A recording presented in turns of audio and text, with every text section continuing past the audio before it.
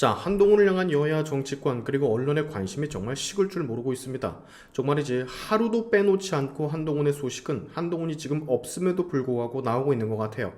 이번에 여러분 아시겠지만 한동훈 전 위원장이 양재 도서관에서 포착이 되며 또 한 번 인터넷 뉴스판을 달구지 않았습니까? 근데 여기 재밌는 뉴스 기사가 하나가 있어요. 제가 이 MBC 기자의 기사 제목을 보고 피식 한번 웃었는데 여러분에게도 좀 소개를 해드리려고 준비를 했습니다. 아울러 방금 전에 보도된 또 다른 한동훈 위원장의 새로운 소식도 함께 전해드리도록 하겠습니다. 자, 이제는 여러분 한동훈을 공격하다 못해서 이런 것까지 딴지를 겁니다. 기사의 제목이 한동훈은 왜 집에서 책을 안 읽을까? 예요. 이제는 한동훈 위원장이 집에서 책을 읽지 않고 도서관에서 책을 읽는다고 뭐라고 하는 사태까지 온 것 같은데 뭐를 말하고 싶은지 제목만 읽어도 알 수가 있을 것 같습니다. 왜 유명한 사람이 집에서 책을 읽지 않고 굳이 얼굴을 드러내 도서관에 갈 생각을 하느냐? 그냥 집에서 사서 배송시켜 읽어라. 뭐 이런 얘기인 것 같은데 한동훈 위원장이 사실 도서관에 간 게 이번 한 번만 보도가 된 것이지 목격자들에 따르면 몇 번 더 있었다라고 하더라고요. 가끔씩 사진 촬영 부탁하는 국민들이 있으면 해주고 사인도 조금씩 해주고 했다라고 하던데 이 기자 말하는 게 참 웃깁니다. MBC 정승혜 기자라는 사람인데요. 여기 멘트 보세요.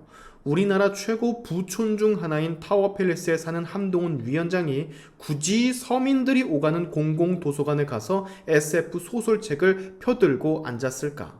아니, 우리나라 부자들은 국민 누구나 갈 수 있는 도서관 그거 가면 안 되는 겁니까? 왜 이런 식으로 얘기를 하는지 모르겠네. 왜 교묘하게 부자, 서민, 국민들 갈라치는 멘트를 이렇게 기사에 넣은 건지 모르겠어요. 제 기준으로 봤을 때 이거 참 나쁜 사람입니다. 부자면은 도서관 가면 안 되고 서민들만 도서관 출입해야 하는 뭐 그런 법이 있습니까? 말 나와서 말인데 남이 책을 도서관에서 읽던 집에서 읽던 배송을 시키건 말건 그게 도대체 뭔 상관인지 모르겠어요. 도서관이라 하면 원래 공부하고 책을 읽는 곳인데 그러라고 만든 곳인데 도서관에 굳이 가서 왜 책을 읽냐라고 물으면 이건 정신 나간 똘추 아닙니까? 한동훈은 왜 집에서 책을 안 읽을까? 라는 질문 자체가 약간 좀 이상하지 않으세요? 소설책을 보고 싶었으면 집에서 인터넷 서점에서 주문을 해서 마음 편하게 볼 수 있었을 텐데 굳이 공공도서관에 온 것은 사진 찍히기 위해 나타난 것이다. 여러 가지 계산을 깔고 행동한 것이다. 뭐 그럴 수 있죠. 근데 그러면 안 되는 겁니까?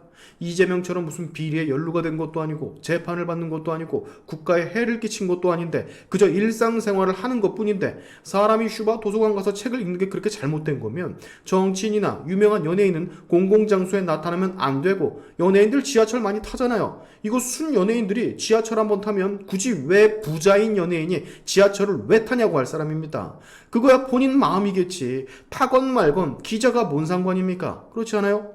딴지를 얼마나 걸 게 없으면 도서관 와서 책을 읽는다고 너 왜 도서관에 오냐? 한동훈이면 집에서 책 읽어야지. 이딴 개소리나 짓거리고 이걸 또 기사로 옮기기까지 하고 왜 이렇게 한심할까 여러분? 요 사람 논리대로라면 집에서 책 안 읽고 굳이 도서관에 힘들게 와서 책을 읽는 모든 사람들도 이상해지는 겁니다 이거. 자, 그리고 웃긴 거 또 하나. 기사 제목이요. 집에서 왜 책을 읽지 않고 도서관에 오냐 뭐 이런 뉘앙스잖아요. 아니 한동훈 위원장이 집에서는 책을 전혀 안 읽는 것처럼 써제꼈던데 집에서 책을 읽는지 집에서는 책을 안 읽는지 아니면 도서관에서만 읽는지 아니면 집에서도 도서관에서도 책을 다 읽는지 어떻게 알아 네가. 그렇잖아요. MBC 정승의 기자인지 뭔지 당신이 그걸 어떻게 하냐고. 모르잖아. 근데 왜 기사를 이따위로 써? 여기 이 기사 댓글 중에 진짜 어처구니 없는 댓글이 하나 있는데 이거 보실래요? 그런 애들 있어. 집에서는 공부 못하고 꼭 독서실 가는 애들. 한동훈 보고 이런 소리가 어떻게 나오는지 참. 최연소 검사장 출신의 사시 최연소 합격의 엘리트 그 자체인 한동훈에게 이런 말을 던지는 애들은 진짜 뭐를 몰라서 하는 걸 거예요. 그쵸? 자, 한동훈이 공공장소에 나타나고 도서관에서 책을 읽는 모습이 포착이 되고 이런 게 불편한 사람들에게 제가 하나 묻고 싶습니다. 이런 것조차 불편하다면 니네는 이재명을 어떻게 지지하냐고. 범죄를 저지르고 재판을 수도 없이 받고 있는 그냥 악 그 자체인 사람을 대체 어떻게 지지하냐고. 불편해서. 그건 안 불편하고 한동훈이 도서관에 와서 책 읽는 모습은 불편해? 이거 여러분 뭔가 상당히 좀 잘못된 거 아닙니까? 자, 얼마나 견제를 하고 싶으면 여건야건 한동훈을 이렇게 가만두지 않을까 참 모르겠는데 한동훈 입장에선 정말 피곤 그 자체일 것 같습니다. 가만히 일상생활을 해도 기사에 오르내리고 욕을 하는 사람들이 많으니 한동훈이 전과라도 있었다면 아주 죽이려고 달려들었겠습니다. 이엠병을. 자, 한동훈 비대위원장 여러분, 이번에 최초로 원희룡 전 후보를 만났다라는 보도가 지금 나오고 있습니다. 서울 모처에서 만나 만찬을 한 것으로 전해지고 있는데요. 현재 구체적 의제 같은 것은 확인되지 않는 상황이지만 전당대회 등 국민의힘 당 상황에 대한 얘기가 오갔을 거라고 추측하고 있습니다. 당직자들과 식사를 한 적은 몇 번 알려졌었지만 정치인과 만남을 가진 것은 이번이 처음이라고 하는데요. 총선 때도 한동훈 위원장과 원희룡 당시 후보는 굉장히 자주 접촉하며 한동훈이 선거 유세도 많이 도왔었죠. 두 사람의 관계를 바탕으로 추측을 해보건대 아마 전당대회를 앞두고 이 두 사람이 힘을 합치는 모양새를 가지고 나오지 않을까 하는 생각이 저는 듭니다.